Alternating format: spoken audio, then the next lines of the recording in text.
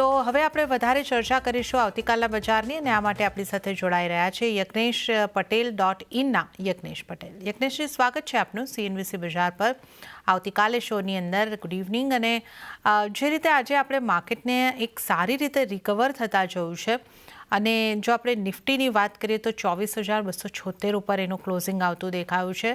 0.60% મજબૂતી નિફ્ટીએ આજે નોંધાવી છે. નિફ્ટીની ચાલ આપને આગળ કઈ રીતની લાગે છે? નિફ્ટી માટે કઈ રીતની સ્ટ્રેટેજી આવતીકાલ માટે અપનાવવાની આપની સલાહ રહેશે? Very good evening. જે રીતે આજે નિફ્ટી ઇન્ડેક્સમાં આપણે જોયું હતું કે એક શરૂઆતમાં આપણને એક દબાણ જોવા મળ્યું હતું. ઓવરઓલ ઓપનિંગ નોર્મલ હતું, પરંતુ જે રીતે ઓપનિંગ બાદ આપણે જે ફ્રાઈડે જીડીપીના ડેટા હતા નિરાશાજનક રહ્યા હતા, તો એક જર્ક આપણને મોર્નિંગમાં જોવા મળ્યો હતો. અને ઇમ્પોર્ટન્ટ જે લેવલ્સની વાત કરીએ તો 24,000ના જે લેવલ્સ હતા એને એક મજબૂત રીતે હોલ્ડ રાખ્યા હતા. લગભગ 24,008નો આજનો લો ફોર્મ કરીને આપણને એક સ્ટ્રોંગ રિકવરી નીચેના લેવલ્સથી જોવા મળી છે. અને ઇમ્પોર્ટન્ટ જે ટેકનિકલ સ્ટ્રક્ચરમાં જોઈએ તો રેઝિસ્ટન્સ ફોર્મ થઈ રહ્યા હતા 24,200-250. આ 50 પોઈન્ટનો બેન્ડ એક બહુ ઇમ્પોર્ટન્ટ રેઝિસ્ટન્સ હતો. આપણે જે રીતે નીચે પડ્યા હતા એ પહેલા આપણે આ લેવલ્સ પાસે એક સપોર્ટ લેવલ લઈ રહ્યા હતા 24,200-250 પાસે. એ લેવલ્સ આપણે નીચે બ્રેક કર્યા અને ફરીથી હવે આપણે રીગેન કરી રહ્યા છે.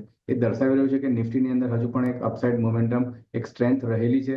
અને જે રીતનું આજનું ક્લોઝિંગ છે 250ની ઉપર, 24,250ની ઉપર, એ બહુ સારું ક્લોઝિંગ કહી શકાય.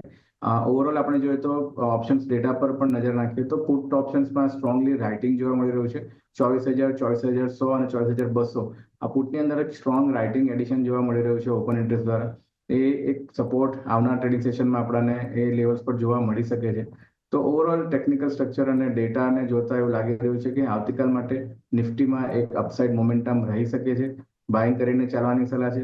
24,000નો સ્ટોપ લોસ રાખવાનો છે આજનો જે લો હતો ત્યાં જ. અને ઉપર 24,550 સુધીના લક્ષ્યાંક આપણા એક્સપેક્ટેડ છે.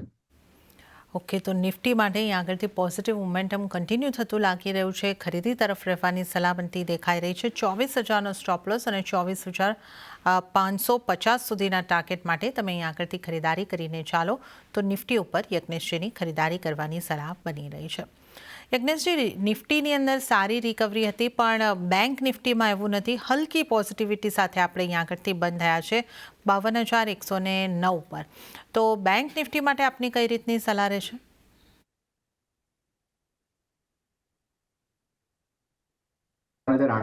એની નીચે આજે લોસ ફોર્મ કરી આપણે લગભગ 51,693, ઓલમોસ્ટ 700 સુધી.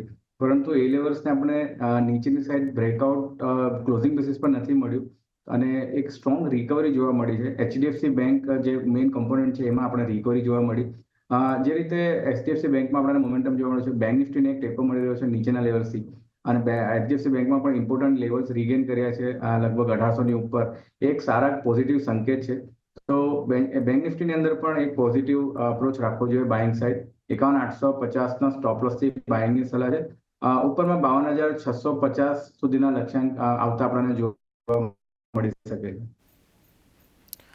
ઓકે, તો અહીંયા આગળથી બેંક નિફ્ટીમાં પણ ખરીદારી કરીને ચાલવાની જ સલાહ જે છે એ બનતી દેખાઈ રહી છે. 51,850ના અહીંયા આગળથી સ્ટોપ લોસ રાખવાના રહેશે અને 52,650ના ટાર્ગેટ માટે ખરીદારી કરીને ચાલો તો નિફ્ટી બેંક નિફ્ટી માટે પોઝિટિવ વ્યૂ બની રહ્યો છે. ખરીદારી કરીને ચાલવાની સલાહ યજ્ઞેશજીની બનતી દેખાઈ રહી છે. તો આપણે ઇન્ડાઇસીસ પર ખાસ કરીને નિફ્ટી બેંક નિફ્ટી પર કઈ રીતની સ્ટ્રેટેજી રાખવાની છે એની અહીંયા આગળથી વાત કરી છે.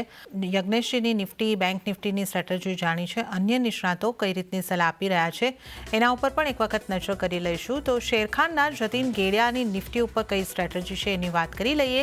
તો જતીનજીએ પણ નિફ્ટીને બાય કરવાની સલાહ આપી છે. સ્ટોપ લોસ 24,200નો અને ટાર્ગેટ 24,450નો રાખવાની સલાહ જતીનજી તરફથી મળી રહી છે. હવે આપણે નજર કરીશું મોનાક નેટવર્થ કેપિટલના અર્પણ ઝાની સ્ટ્રેટેજી પર. એમણે પણ બાય કરવાની સલાહ આપી છે. નિફ્ટીને સ્ટોપ લોસ 24,120નો અને ટાર્ગેટ 24,500નો અર્પણજી પણ બનતા જોઈ રહ્યા છે. તો નિફ્ટી ઉપર આપણા તમામ નિષ્ણાતોનો વ્યૂ જે છે એ પોઝિટિવ બનતો દેખાઈ રહ્યો છે અને ખરીદી કરીને ચાલવાની સલાહ તમામ નિષ્ણાતોની આગળથી બનતી દેખાઈ રહી છે.